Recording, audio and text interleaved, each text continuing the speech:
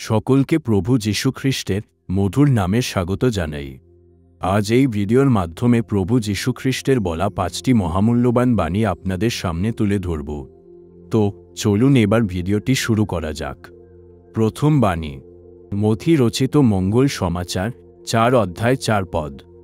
দীক্ষা গুরু যোহনের কাছ থেকে দীক্ষাস্নাত হওয়ার পর পবিত্র আত্মা প্রভু যীশুকে মরুপ্রান্তরে নিয়ে গিয়েছিলেন এবং সেখানে তিনি 40 দিন 40 রাত উপোস করে কাটানোর পর ক্ষুধার্ত হয়ে পড়েছিলেন।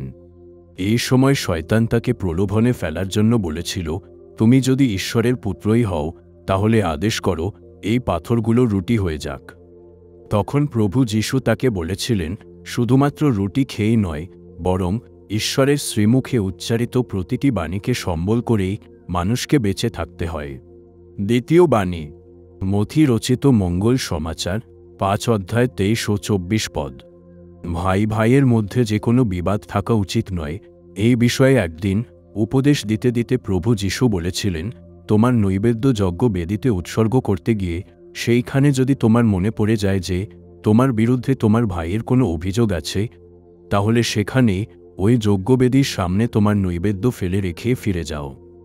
আগে ভাইয়ের সঙ্গে পুরনো সদ্ভাব ফিরিয়ে আনো, তারপরে এসো তোমার ওই নৈবেদ্য উৎসর্গ করতে।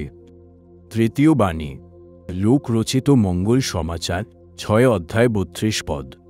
প্রভু যীশু বলেছেন, তোমরা তোমাদের শত্রুকেও ভালোবাসো, এমন কথা পৃথিবীর ইতিহাসে হয়তো আর কেউ বলেনি।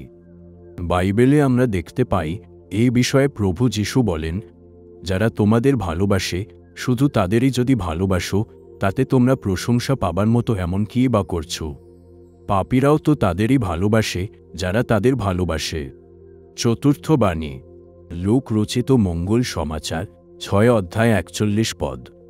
আমরা অনেক সময় পরের দোষগুলিকে নিয়ে আলোচনা করে থাকি, অথচ আমরা নিজেরাও অনেক দোষ করে থাকি, সেদিকে নজর দিই না।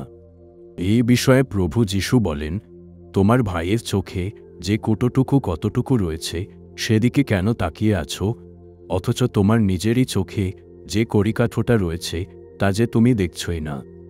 পঞ্চম বাণী, মথি রচিত মঙ্গল সমাচার 6 অধ্যায় 19 ও 20 পদ।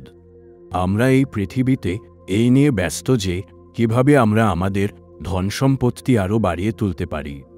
তাই আমরা ধন সম্পদ সঞ্চয় করি এই পৃথিবীতে, কিন্তু প্রভু যীশু বলেন, তোমরা নিজেদের জন্য এই পৃথিবীতে ধন সম্পদ সঞ্চয় করো না, কেননা এখানে পোকা আর মরচে সবকিছু নষ্টই করে দেয়। এখানে চোর এসে শীত কেটে চুরি করে। তোমরা বরং ধন সম্পদ সঞ্চয় করো স্বর্গলোকে, কেননা সেখানে পোকা আর মরচে কোনো কিছুই নষ্ট করে না, চোরও শীত কেটে চুরি করতে আসে না।